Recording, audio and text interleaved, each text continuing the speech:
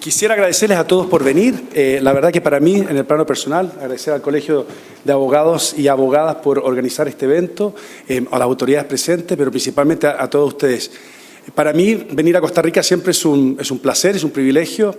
Yo inicié quizás mi carrera profesional el 2004, cuando recién me contrataron en Microsoft, trabajando en una subsidiaria que se hacía cargo de Costa Rica. Y creo que las mejores y quizás las más largas discusiones legales que he tenido en mi vida las he tenido con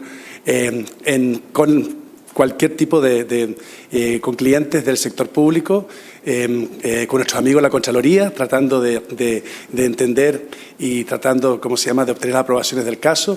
Pero la realidad que hay tres cosas que me recuerdan mucho cuando vine a Costa Rica. Primero, la calidad de su gente y el profesionalismo, la pasión que los ticos tienen en lo que hacen. Segundo, por supuesto, gallo pinto. Es algo que uno echa de menos donde viaje. Y tercero, que hay que rezar antes de aterrizar en un avión a las 7 de la tarde, en la época de lluvias. Gracias a Dios estoy aquí. Y bueno, en los próximos 50 minutos lo que tengo es tratar de darles unas explicaciones bastante genéricas sobre lo que es la nube desde la perspectiva de los abogados.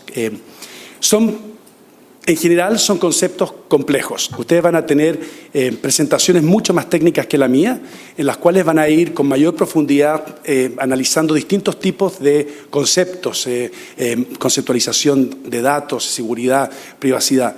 Pero en general son conceptos muy complejos. Ahora, lo bonito de tener una audiencia como la de ustedes acá es que para eso a nosotros nos pagan, para manejar estos conceptos complejos y hacerlos simples, cosa que nuestros clientes, ya sea una institución pública, ya sea un cliente particular, ya sea un cliente extranjero, pueda entender la complejidad, pueda entender cómo esta complejidad se aterriza y cómo esta complejidad se traduce en principios conceptuales claros y en normas precisas. Para eso tenemos un marco regulatorio que entiendo hoy día, que entiendo Costa Rica. Yo hace 5 años que fue la última vez que vine, la ley de protección de datos recién se había aprobado, me acuerdo trabajar al respecto. Creo que han pasado muchas cosas en el intertanto, hay todo un proceso en el cual se ha ido adaptando y se han ido dictando reglamentos y decretos, y bueno, creo que es muy oportuno tener esta conversación ahora para ver si de alguna forma u otra ayudamos nosotros los abogados y las abogadas a hacer conceptos complejos, aterrizarlos y hacerlos algo un poquito más simples. Como por ejemplo el uso de la tecnología.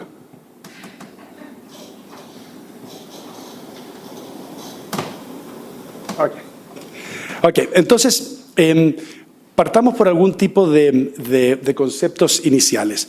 Ahora, yo asumo que la realidad, el nivel de la audiencia justamente, uno puede llegar a un gran nivel de profundidad, pero tratemos de entender la primera parte, que tratar de entender ciertos conceptos básicos, más objetivos para saber un poco qué es lo que es la nube, y después vamos a tratar de entender un poco lo que nosotros llamamos en Microsoft lo que es la confianza en la nube. ¿Cuáles son los principios que nosotros creemos que debemos ser muy claros y muy precisos para que nuestros clientes realmente confíen en esta nueva tecnología que está cambiando el mundo? Lo primero que quizás hay que decir es que la nube no es nueva.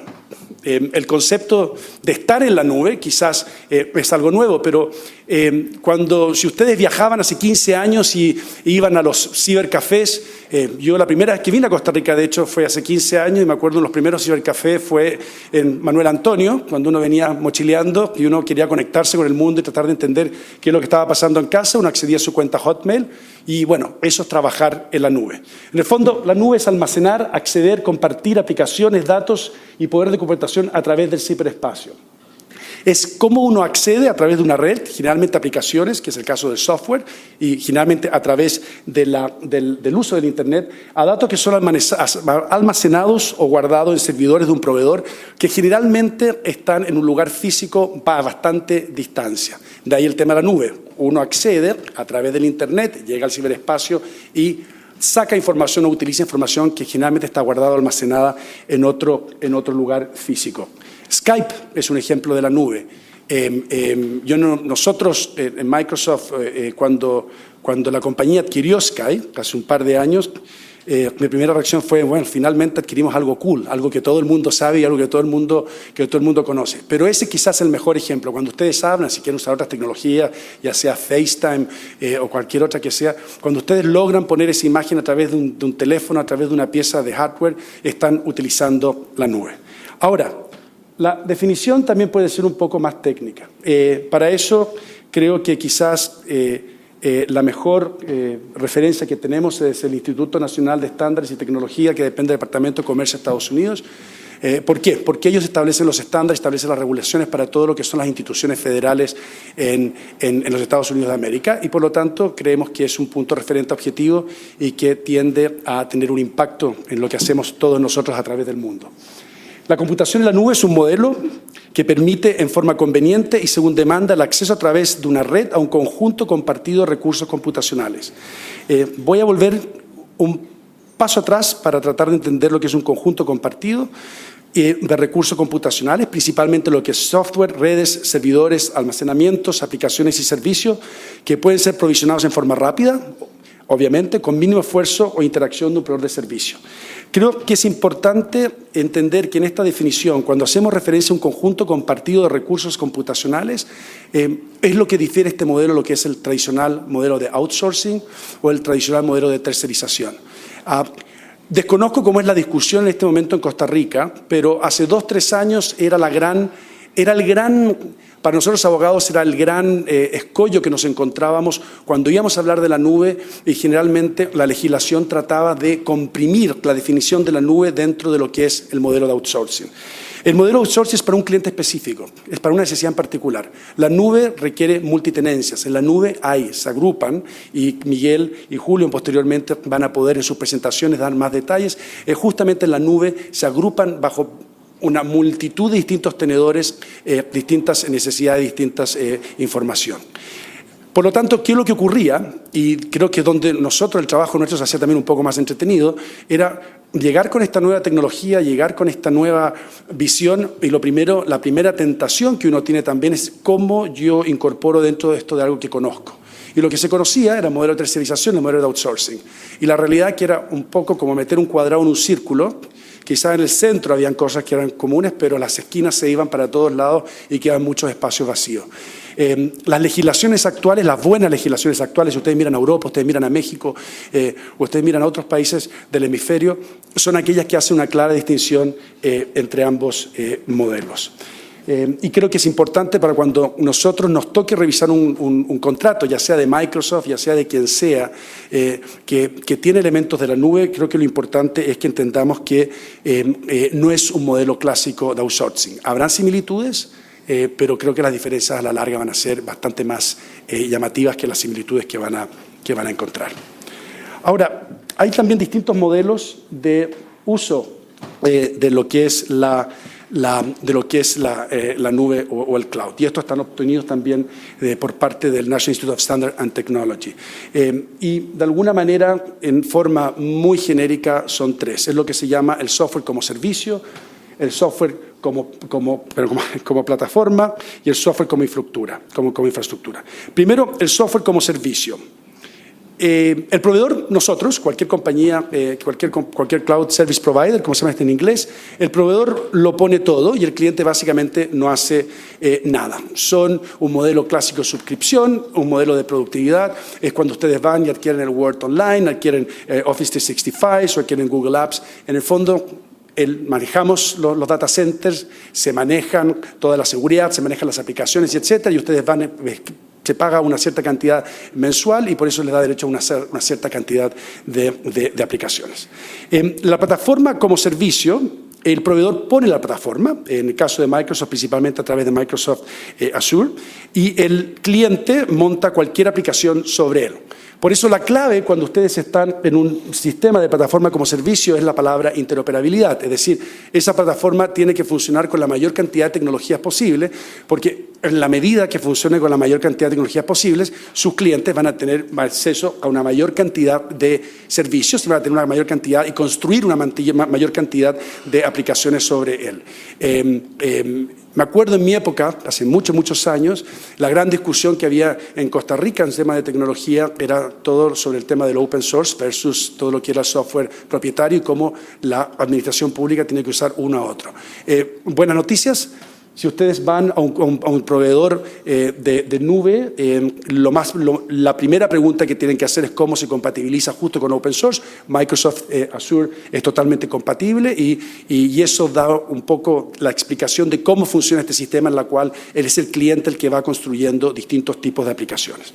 Y por último, lo que es lo llamado la infraestructura como servicio, en la cual principalmente compañías, quizás la que tiene el mayor reconocimiento, la que tiene el mayor mercado en este minuto a nivel mundial, cosa que está cambiando, esperemos, es Amazon, en la cual ustedes se dan la infraestructura, ustedes compran algo, compran un storage, compran un backup, etcétera. Un buen ejemplo, si ustedes, por ejemplo, como compañía deciden irse a la nube y dicen, bueno, mis servicios, el data center, etcétera, están locados en Costa Rica. Costa Rica tiene problemas de terremoto. Costa Rica es un país sísmico y por lo cual me gustaría tener un backup porque puede ser que en algún minuto haya un terremoto, hace no muchos años hubo uno bastante grande y me gustaría estar con toda la información un backup y por lo tanto me voy a ir a Estados Unidos, un lugar donde no hayan terremotos. Eso es una manera.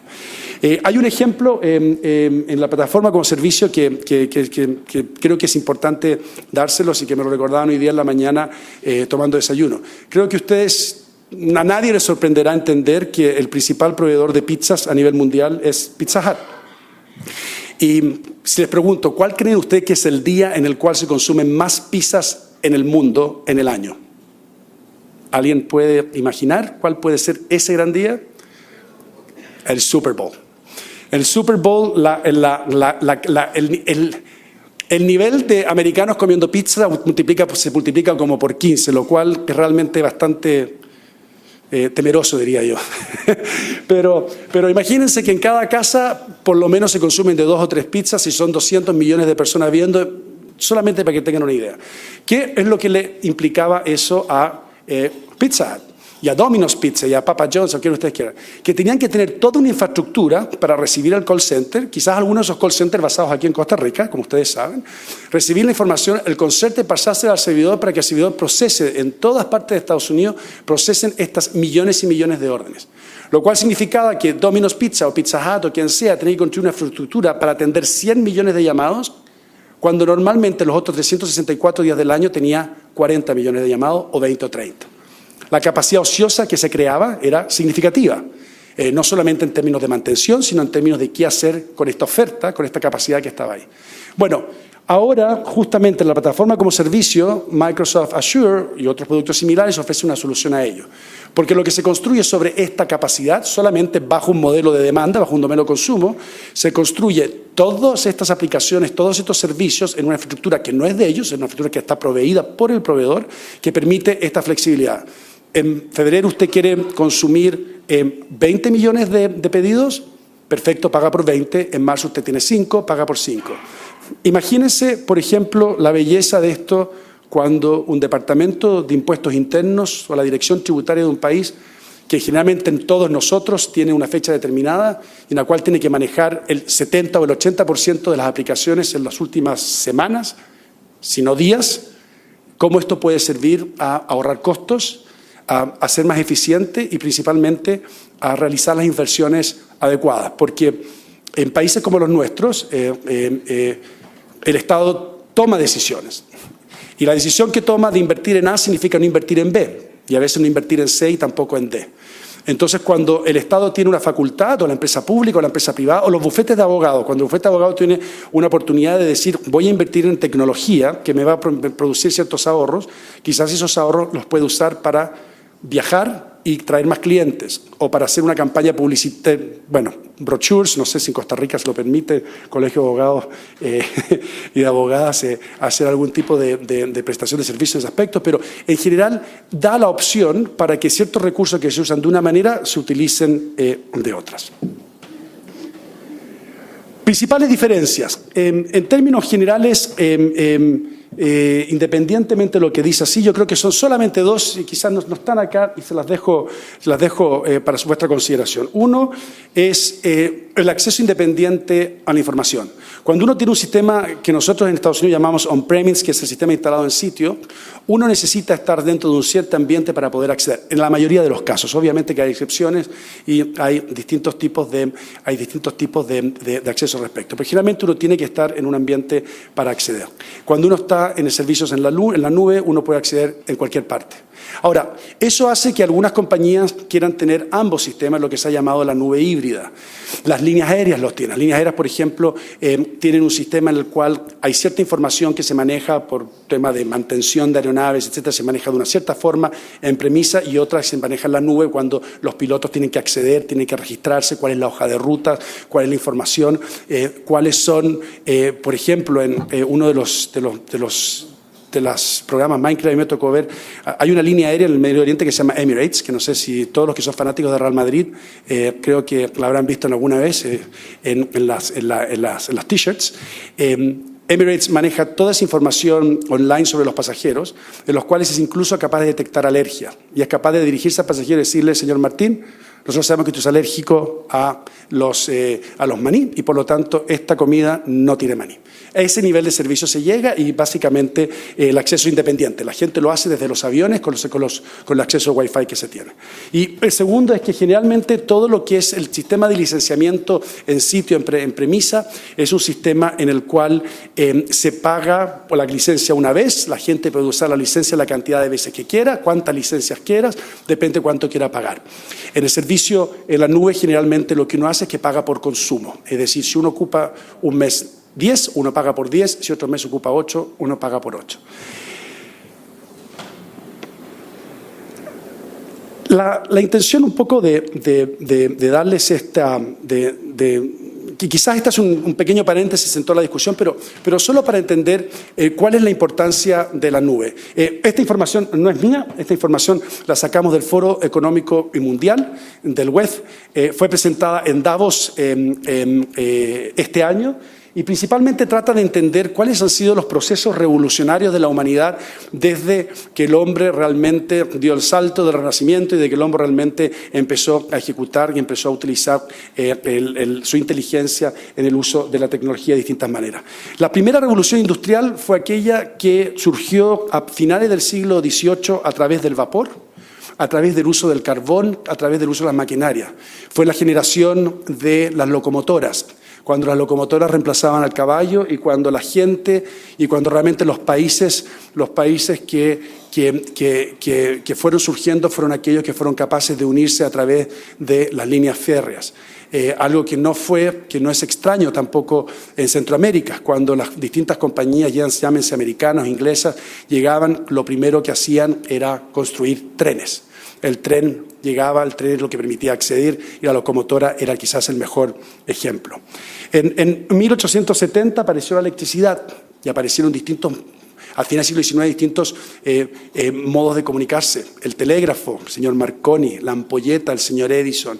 Y eso también marcó, de alguna manera, el cambio del uso de la energía basada en el vapor, que consumía bastante recurso humano, hacia una energía que es consumida en forma más masiva, en forma más limpia, como es la energía eléctrica.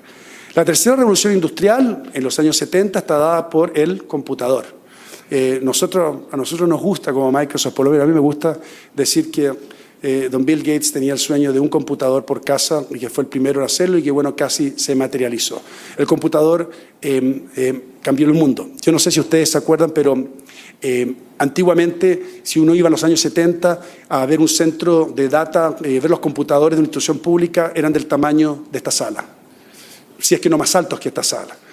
Ahora ustedes tienen el mismo poder y más en sus laptops, al frente suya o incluso en sus teléfonos. Esa fue la tercera revolución industrial. Y la cuarta revolución industrial es la que viene a través de la nube, la revolución del Internet, la revolución del Internet de las cosas. Y la verdad que yo creo que es importante detenernos y hacer una pequeña pausa en este concepto que el WEF está promoviendo, porque la revolución vino a quedarse. Y yo creo que nosotros como proveedores o como consumidores o como clientes o como gobiernos, como reguladores, tenemos que entender lo que eso va a significar. Exposiciones pasadas nos hablaron sobre la competitividad que los países deben buscar.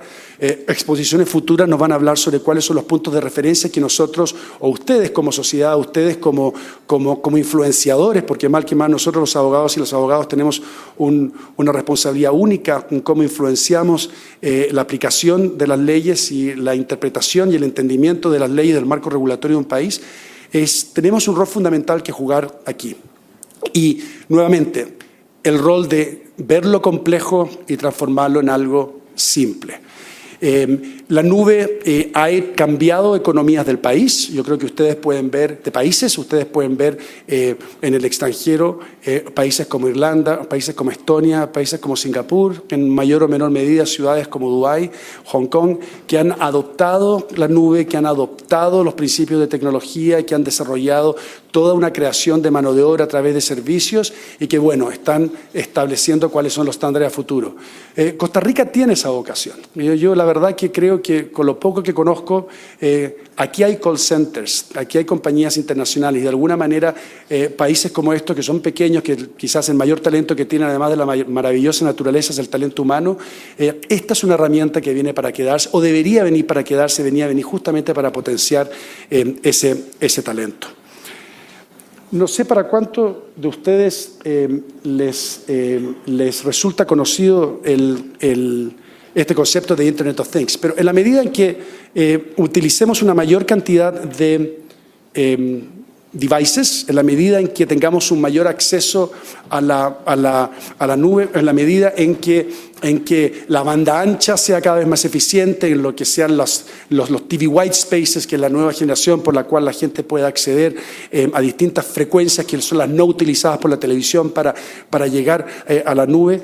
Lo que sí nosotros nos damos cuenta es que cada día más y más todas nuestras acciones, todas nuestras decisiones e incluso nuestras omisiones, de alguna u otra manera van a ser detectadas y nos deberían ayudar a tener un tipo de vida o tomar decisiones en nuestras vidas que estén regidas por la tecnología. Es una gran responsabilidad porque nosotros sabemos cómo la tecnología también puede ayudar a manejar y puede ayudar a influenciar o también puede ayudar a interceptar.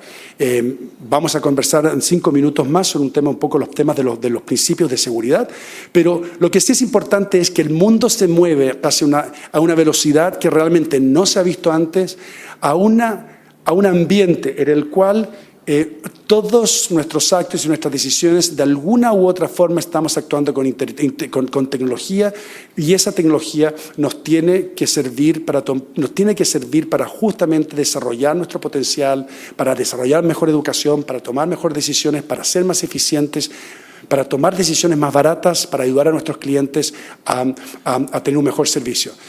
Imagínense, por ejemplo, que es algo que es algo que ocurre en este minuto.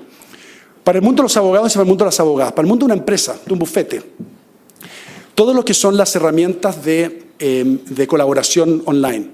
El hecho que yo pueda estar representando a un cliente de Nueva York, aquí en San José, trabajando en un documento en Word, en el cual puedo hacer ediciones automáticas y al mismo tiempo, on time, con mi abogado que contraté en Nueva York para que me ayude a entender ciertos principios de litigio en Nueva York, en la cual uno pueda colaborar a través de redes sociales, que son redes de comunicación para esa empresa y tener conferencias, ya sea por Skype, en las cuales uno se puede, Skype o lo que sea, uno pueda tomar decisiones inmediatas.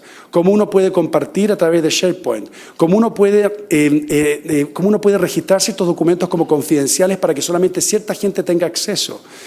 Cómo uno puede de una u otra forma crear bases de datos para ayudar a todos los abogados nuevos a que se familiaricen con los problemas y con los clientes que tenemos.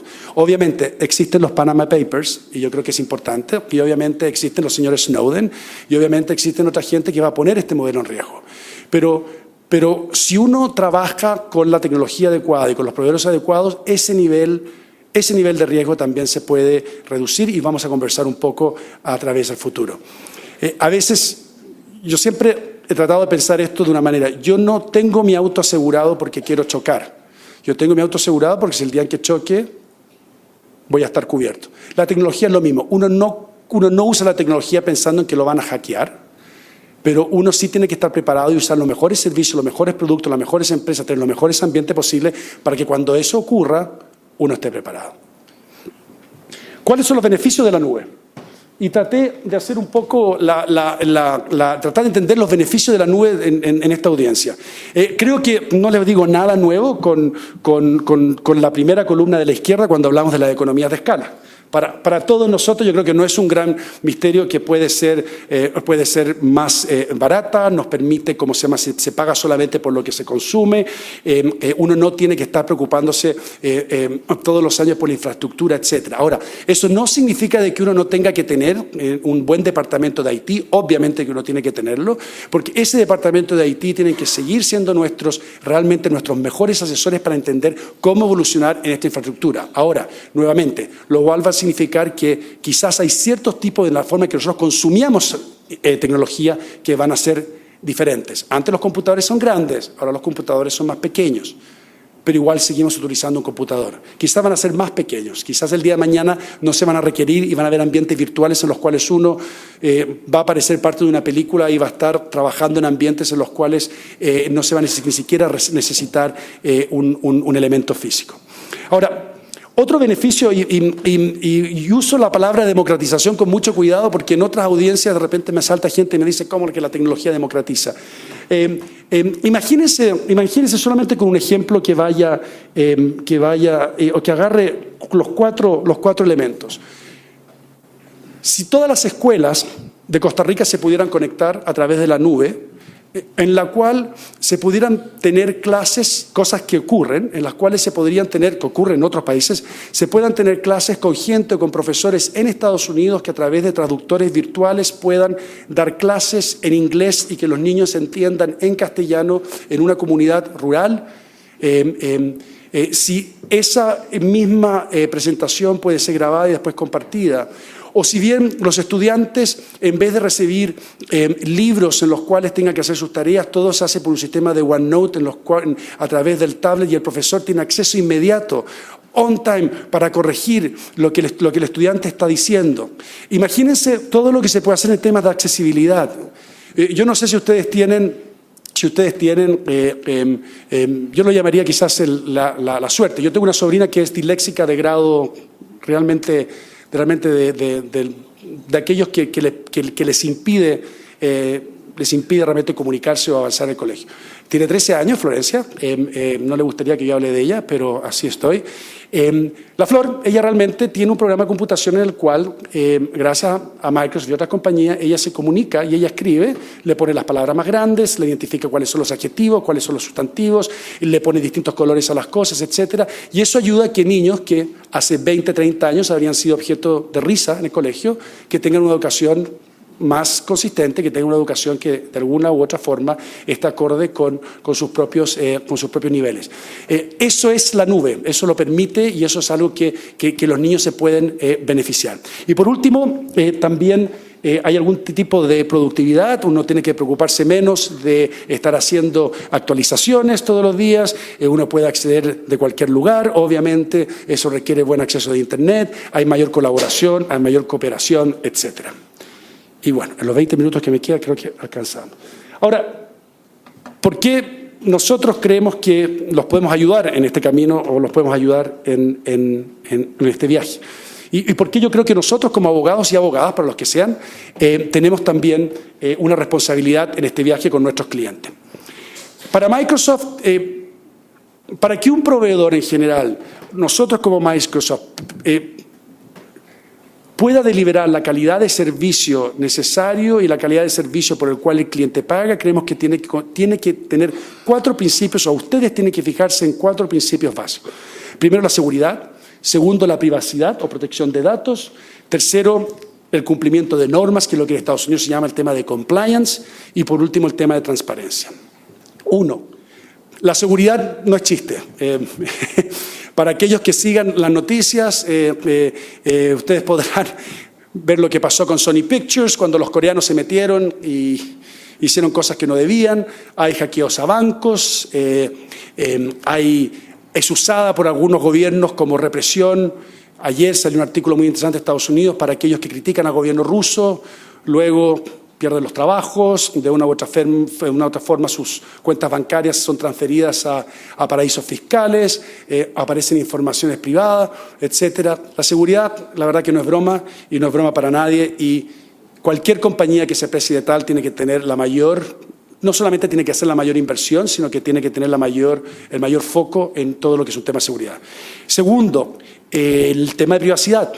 Ustedes son los dueños, nuestros clientes son los dueños de los datos. El ICE es el dueño de la información que le corresponde al ICE y los clientes serán los dueños de la información que corresponde a los clientes que usan el ICE. Nosotros como proveedores no somos los dueños de la información, no pretendemos ser los dueños de la información y por lo tanto no podemos o no debemos usar la información de manera que el cliente no la autorice. Tercero, la nube es un tema complejo, creo que como la 15ª vez que lo digo, y disculpa, lo voy a seguir diciendo por 15 veces más, pero la realidad es que todos ustedes y todos nosotros tenemos que trabajar en un ambiente regulatorio que en algunas veces, en algunas situaciones es confuso, en algunas situaciones son leyes de los años 90 que se aplican al principio de los años 2010. Estados Unidos no es una excepción. Estados Unidos el mayor cuerpo legislativo es del año sobre Internet y el uso de acceso son del año 96, se está modificando ahora.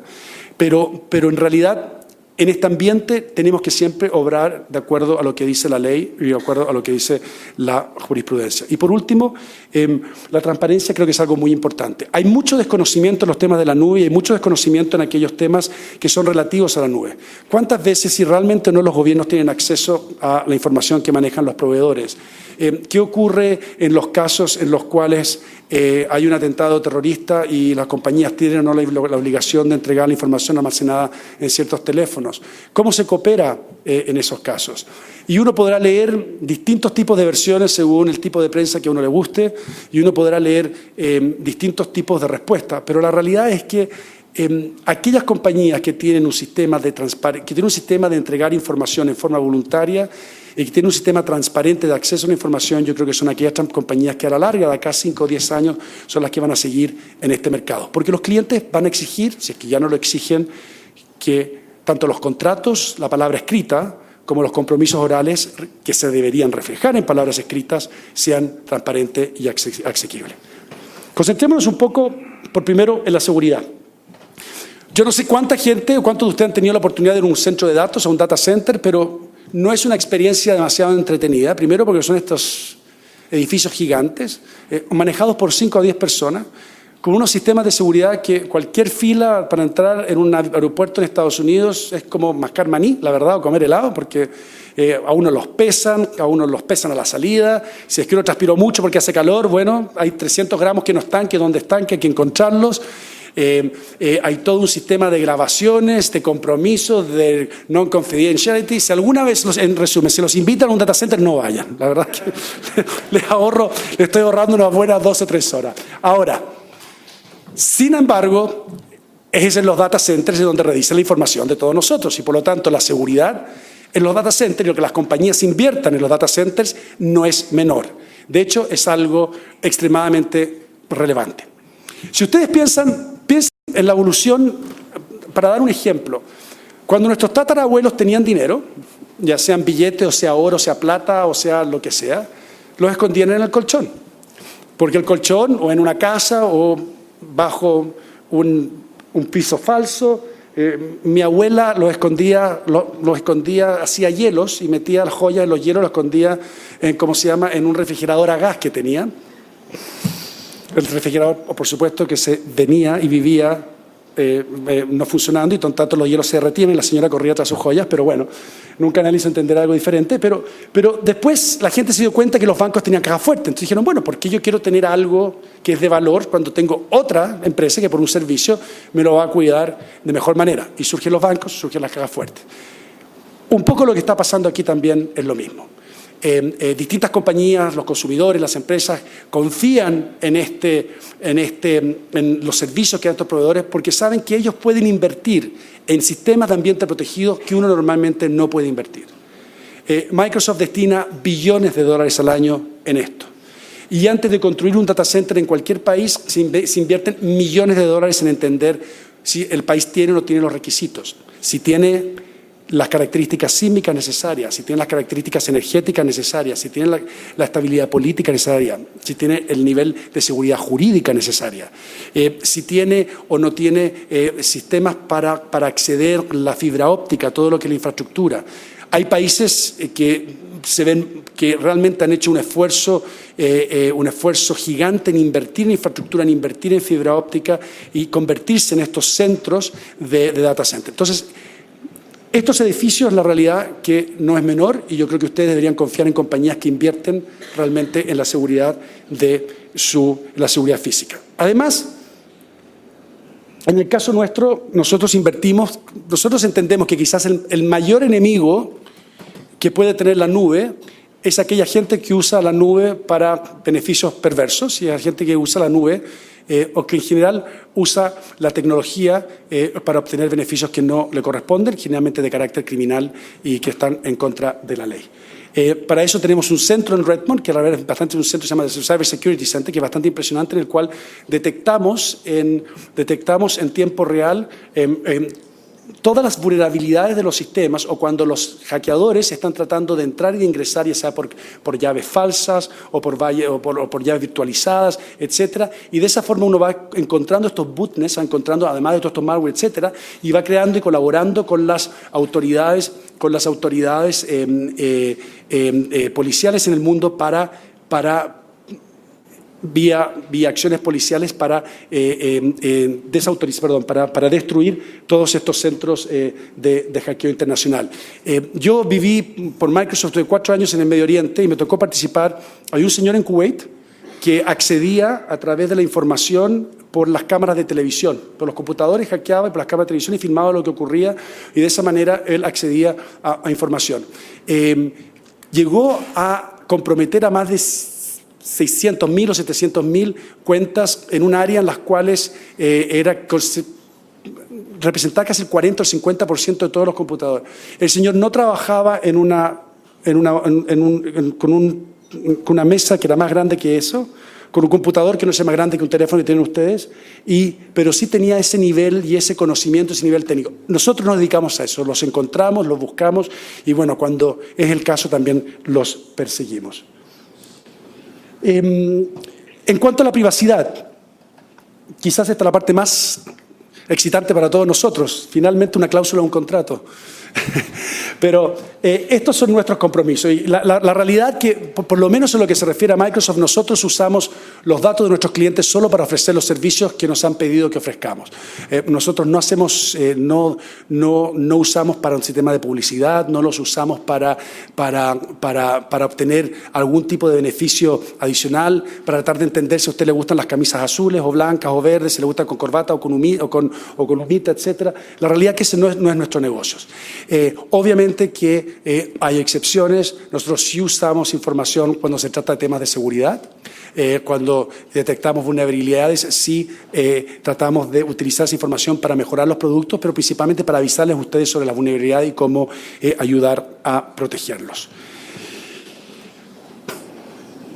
Este es un tema que a los gobiernos alrededor del mundo les interesa mucho, porque hace no mucho tiempo atrás un señor que se llama Edward Snowden apareció en las cámaras de la televisión y cambió el destino de la entrevista, cambió el destino de la historia de la tecnología. Ayer hubo una discusión muy interesante en Estados Unidos sobre si el señor Snowden le había hecho un servicio a la humanidad o no. El antiguo ministro, el equivalente a lo que sería el ministro de Justicia de Estados Unidos, Eric Holder, dijo que sí. El presidente Obama dijo inmediatamente que no. Bueno, la historia lo deberá determinar, pero lo que sí ocurrió a raíz del señor Snowden es que todas las compañías, todos los proveedores tuvieron que tomar una serie de posturas, una serie de compromisos y tuvieron que tomar opciones que fueron diferentes, distintos, de acuerdo a diferentes proveedores, para tener una comunicación fluida, directa, pero también una conexión muy transparente con nuestros clientes. Y esta es la posición de Microsoft, y yo me siento aquí frente a ustedes con plena confianza de que lo que les estoy diciendo es así, con plena confianza que si tienen algún interés en tener mayor información se la podemos dar. a través de nuestro centro de transparencia, a través de nuestras publicaciones, a través de nuestras acciones. Nosotros no hace mucho hemos demandado al gobierno de Estados Unidos justamente para ser más transparente y lo hemos demandado no en una oportunidad, sino que en 3 oportunidades. En primer lugar, nosotros no tenemos ningún backdoor, no tenemos ninguna puerta trasera, no tenemos ninguna forma y no le hemos entregado a ningún gobierno ningún tipo de acceso ilegal o ilegítimo para que tengan acceso ilimitado a nuestro software. La pelea de Apple con respecto a sus teléfonos y sobre el acceso a los teléfonos con el Departamento de Justicia, con el FBI, creo, en Estados Unidos, era sobre esto. Y el punto de Apple con el cual yo comparto es que si ustedes entregan una puerta de acceso, no están creando un mundo más seguro, están creando un mundo más inseguro. Porque esa puerta de acceso va a ser utilizada justamente por gente que no invierte lo que invierte uno, por gente que no vive de lo que uno vive para tratar y tener este acceso. Ahora, como todo en la vida hay que tener un balance. Eso no significa que uno tenga que colaborar con las autoridades, eso no significa que uno no tenga que escuchar lo que los jueces dicen. Cuando hubo los atentados de París, hace no mucho tiempo atrás, los atentados terroristas en París, un juez en París le solicitó en París a Microsoft como compañía la entrega de informaciones en cuentas Outlook de 3 de los que estaban implicados. Desde que el proceso se inició hasta que se despertó a la persona en Redmond, en Estados Unidos, y esa persona inició los protocolos, pasaron 45 minutos.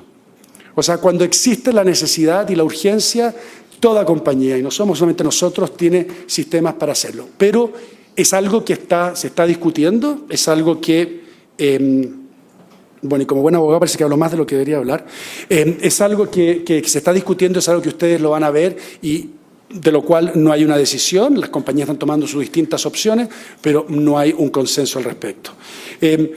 Solamente entregamos información cuando hay una orden legal, como la del caso en Francia, es decir, nosotros respetamos a los jueces de los distintos países y por lo tanto que tenemos un proceso para dar dicha información, incluyendo también aquí en Costa Rica. Ahora, si ese cliente es empresarial, por lo mismo que les dije, nosotros somos de la idea que no somos los propietarios de la información de nuestros clientes y por lo tanto siempre vamos a tratar de notificar al cliente primero para que la compañía se entienda directamente con las autoridades. Algunos me han dicho a mí, bueno, esa es una posición un tanto cómoda, decir, bueno, no es mi problema, vaya y entienda. Pero la realidad del tema es que es su información, no es nuestra. Nosotros lo único que hacemos es almacenar la información y procesarla de una manera en la que nos han indicado y por la cual nos han pagado un servicio. Y cada vez que nos soliciten vamos a hacer el esfuerzo posible y contractualmente así lo decimos para ponerlos a ustedes en contacto. Y por último, cuando así nos han pedido, nosotros ya hemos temado que la orden es injusta, hemos demandado y contrademandado, ahora tenemos una demanda pendiente en la Corte Federal en Nueva York. Autoridades americanas le están pidiendo a Microsoft entregar información que está en data centers en Irlanda. Nosotros fuimos, señores, tienen que ir a pedir a Irlanda, de ahí es donde está con la almacén de información, y nos dicen, no, vaya usted y tráigalo. No, bueno, no pensamos lo mismo y tenemos una demanda y contrademanda que esperamos va a llegar a la Corte Suprema de Estados Unidos este año. No me voy a detener mucho en esta slide por el tiempo, pero por último quería terminar principalmente con nuestro último compromiso, que es el compromiso de transparencia. Los contratos en la nube generalmente son contratos complejos. Y si cualquiera de ustedes ha lidiado con algún contrato de Microsoft y lo encuentran extremadamente complejo, estoy aquí para pedirles disculpas al respecto. Estamos tratando de hacer el mejor esfuerzo posible de cómo simplificar la complejidad. Pero, como todo contrato, si uno se concentra en 4 o 5 principios básicos y uno de esos principios los memoriza, de cualquier proveedor que le lleguen, ustedes van a tener un buen punto inicial y van a poder tener una buena conversación con sus clientes sobre lo que se tienen que, de alguna manera, focalizar. En primer lugar, para mí es muy fácil decirle que nosotros somos la última Coca-Cola del desierto y que estamos aquí, somos los mejores de la industria. Pero la realidad es que generalmente deberían buscar por reportes independientes de auditores reconocidos, los cuales realmente tengan bajo estándares internacionales, y están todos los estándares, toda la familia de los ISO, la familia que además usted lo va a saber, y que estemos en cumplimiento con aquellos, y que esos reportes puedan ser otorgados a ustedes. Esa es una prueba de seriedad. Eso es algo que ustedes pueden, aquellas compañías que hacen este tipo de auditorías, de alguna u otra manera tienen un compromiso sobre la seriedad de sus palabras. Ahora, mucha gente dice, yo quiero ir y conocer los data centers. La realidad es que el 99.9%, creo que en el Departamento de Defensa de Estados Unidos, creo que eso no se va a poder hacer, y por una simple razón. Si alguno de ustedes trabaja con data center, el ingreso al data center es de per se un compromiso a la seguridad. Si cada cliente pudiera revisar un data center, significaría que una compañía como Microsoft tener 200.000, 300.000, 400.000, 1 millón, 2 millones, 3 millones de visitas al día. Por lo tanto, los data centers, lo que nosotros hacemos y tenemos certificados independientes también que garantizan que ciertas operaciones se dan de cierta manera para que la gente que es técnica pueda, de una manera precisa, pueda analizarlo. Segundo, los términos contractuales tienen que ser simples, tienen que ser transparentes. Todos los compromisos que yo esté, ustedes búsquenlos y búsquenlos por escritos. Busquen, por ejemplo, el derecho de continuidad. Busquen, por ejemplo, cómo pueden transferir su información desde un proveedor a otro. ¿Cuán fácil o no fácil puede ser? ¿Qué ocurre si nadie hace nada? ¿Cuántos son los días y cómo son los temas antes que su información sea realmente eliminada? ¿Cómo es el proceso de pago y la suscripción? Creo que esas son cosas que tienen que ser claras y tienen que ser entendibles. Ahora, nuevamente, si ustedes se van a sentar frente al contrato pensando que esto es un outsourcing model, un sistema de tercerización, no van a llegar muy lejos. O sea, cuando se sienten, piensen que es un modelo nuevo, que es un modelo revolucionario que está cambiando la industria y que por lo tanto hay que verlo con nuevos ojos, hay que verlo de una nueva forma. Y yo los invito a que realmente lo hagan así. Además que es entretenido. O sea, creo que a la gente, a nosotros, los abogados, las abogadas, nos gusta ver esto y por lo tanto creo que nos vamos a entretener en el proceso. Es importante para algunos, no para todos, entender dónde se almacenan, en qué data center. Por ejemplo, en Costa Rica nosotros utilizamos los data centers en Estados Unidos y los backup en Estados Unidos. Hay numerosos data centers construidos en distintos países. Como les dije, la decisión va más allá de que uno pueda tener el dinero o no el dinero. O sea, hay un montón de antecedentes para hacerlo. Pero para alguna gente es importante que el proveedor les diga, yo voy a almacenar mi información, la quiero en Estados Unidos. En el caso de Azure, usted puede elegir. Si usted quiere que almacenar en Australia, se va para Australia, no hay ningún problema. Por último, le vamos a dar, si nos solicitan, nos hacemos responsables, algo que a mí... algo que me acuerdo que aquí en Costa Rica se negociaba bastante, era la responsabilidad por terceros, por los proveedores. Nosotros nos hacemos responsables 100% de todo lo que a nuestros proveedores, les damos unas listas, etcétera. Si ellos hacen algo malo, nosotros pagamos, no les vamos a pedir que los demanden primero para que nos demanden después nosotros, etcétera.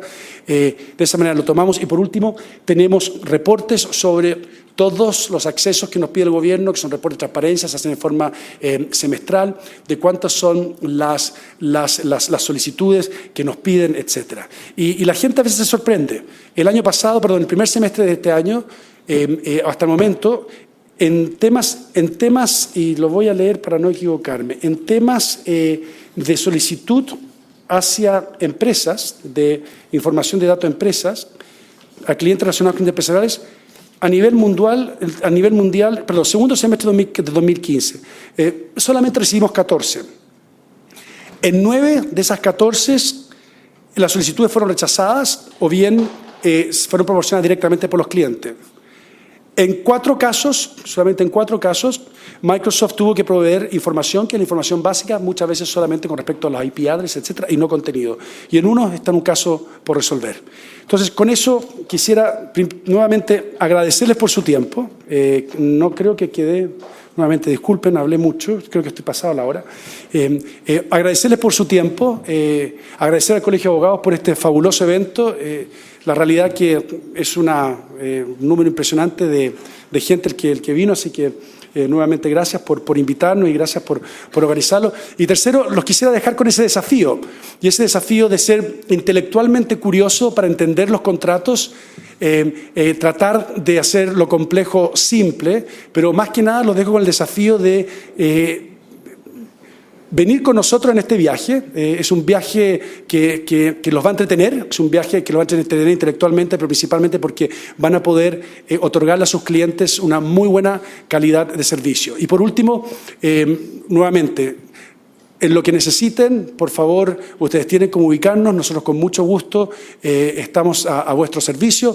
Ojalá nos encontremos en la misma mesa, ustedes representando al cliente, nosotros representando a la compañía, pero principalmente ambos representando lo que es esta visión de futuro y ambos representando lo que es esta competitividad que Costa Rica creo que está llamada a tener. Muchas gracias y que tengan un muy, muy buen día.